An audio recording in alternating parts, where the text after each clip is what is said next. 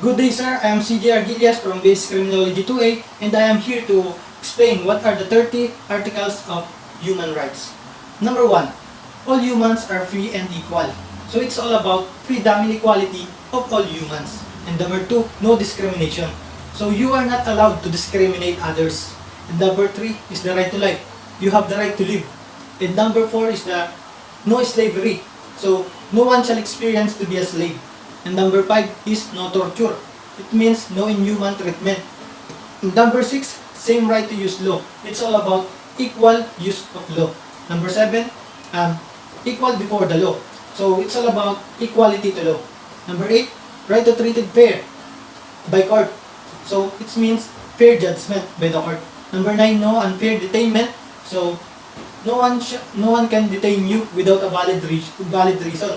Number 10, the right to trial. So it's all about the right to have a due process of law.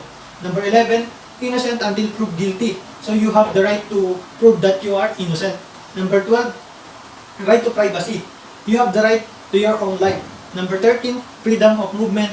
So it means that you have the right to travel around the world and live to other country. Number 14, right to asylum. You have the right to live to other country if you feel unsafe to your previous country. And number 15, the right to nationality. So you have the right to belong in your own country.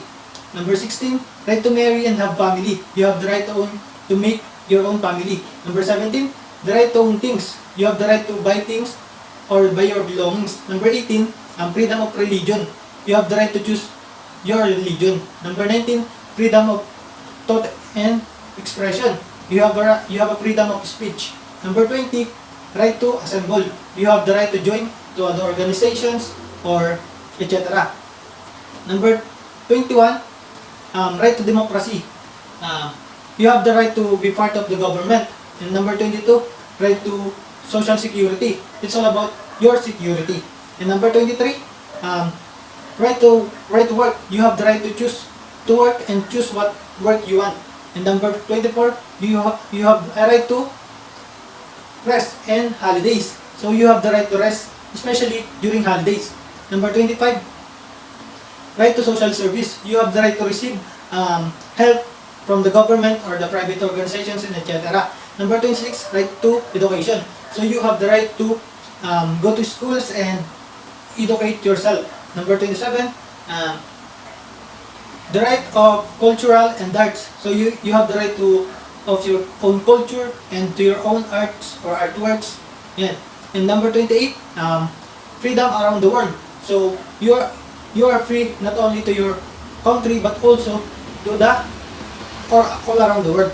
And number 29 is the subject to law. So it's all about responsibility. You are responsible and you have the duty to protect others. Number 30, human rights cannot be taken away. So this is all human rights. So this is the inherited. So no one can take this right to you. That's all. Of the 30 human rights, I think the less human rights is the right of cultural and arts. Because nowadays, because of the modernization happened, many people didn't appreciate their culture and arts and they are more focused on social media.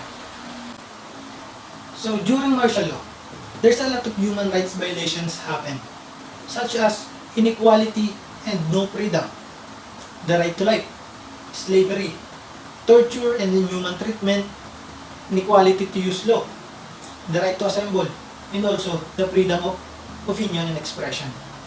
So it is based on what I've watched, what I've read, and what my parents told me, that these human rights violations during martial law is true, and I believe to that.